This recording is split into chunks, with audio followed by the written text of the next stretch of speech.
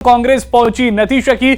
સૌથી વધારે આશ્ચર્યની વાત એ છે કે આરજેડી નેતાઓના ચહેરા પરથી તેજ ગાયબ થઈ ગયું છે। કોંગ્રેસે આરજેડીને પણ ડૂબાડી દીધું હોય તેવી પરિસ્થિતિનું નિર્માણ થયું છે। જો એકલું કદાચ આરજેડી લડ્યું હોત મહાગઠબંધનના બદલે તો આનાથી વધુ બેઠકો આવી શકી હોત, કારણ કે કોંગ્રેસે જેટલી બેઠકો પોતાના નામે કરવાની હતી તેમાં ફક્ત 4 બેઠક પર કોંગ્રેસ આગળ ચાલી રહ્યું છે। આપ વિચાર કરો કે આરજેડી એકલી 32 બેઠક લઈને આવ્યું છે, હવે એને મહાગઠબંધન પર વિચાર કરવો પડ્યો।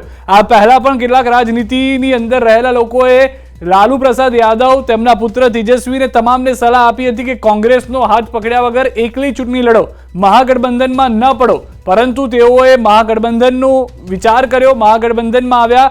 તેજસ્વીને સીએમ બનવું હતું તો કોંગ્રેસનો સાથ મળશે તેવું તેમણે વિચાર કર્યો, જેમાં તે હવે વિપક્ષમાં પણ બેસી શકશે કે નહીં તે એક મોટો સવાલ ઊભો થઈ ગયો છે। એનડીએના વાવાઝોડા સામે આરજેડીની કરારી હાર જોવા મળી રહી છે। સૌથી મોટી વાત તો એ અહીંયા આગળ છે કે 2020માં તો સમ ખાવા પૂરતી બેઠકો હતી કોંગ્રેસ પાસે, આ વખતે તેવી પણ પરિસ્થિતિ જોવા નથી મળી રહી। મતદારોએ કઈ રીતે મતદાન કર્યું એ સ્પષ્ટ કરી રહ્યું છે કે જે મુદ્દા તેઓએ એનડીએ તરફથી વિકાસના મુદ્દા આપવામાં આવ્યા, નીતિશ કુમાર ઉપર જે એમજીબી તરફથી પ્રહાર કરવામાં આવ્યા હતા, પલટુરામ તેઓને કહેવામાં આવતા હતા, તેઓની તબિયતને લઈને સવાલ ઊભા કરવામાં આવતા, જનતાએ કહ્યું કે જે પણ છે નીતિશ જ અમારે મુખ્યમંત્રી તરીકે જોઈએ છે। બીજી તરફ એ વાત પણ સ્પષ્ટ થઈ ગઈ કે એનડીએની અંદર ચિરાગ પાસવાન કે જેઓએ પોતાની બેઠકોની માંગ કરી હતી, જેમ કે એલજેપી પાર્ટી, તેઓ 22 બેઠક પોતાના નામે કરી શકે તે રીતની પરિસ્થિતિ હાલમાં જોવા મળી રહી છે। તો કોંગ્રેસમાં જે ફરી એક વખત મંથનનો સવાલ ઊભો થઈ ગયો છે। उनको अग्रिम बधाई और शुभकामनाएं। वो क्यों गणेश कुमार जी क्यों?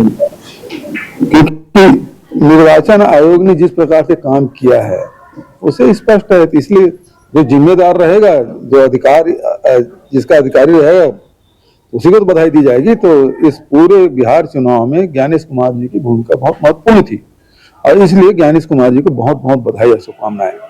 बिहार में जो आरजेडी की जो छवि है वो एक जंगल राज के रूप में, ऐसे में बार बार कांग्रेस उनके साथ गठबंधन कर रही है, तो उसको किस रूप से? जो 20 साल पहले बाद जो पैदा हुए उसको तो जंगल राज मालूम नहीं, अभी की जंगल राज मालूम है। मोदी और शाह के जंगल राज पूरे देश में है, उस सबको मालूम है ना। तो ये दिखाई नहीं दे रहा है, वो पुरानी बात याद रह गई।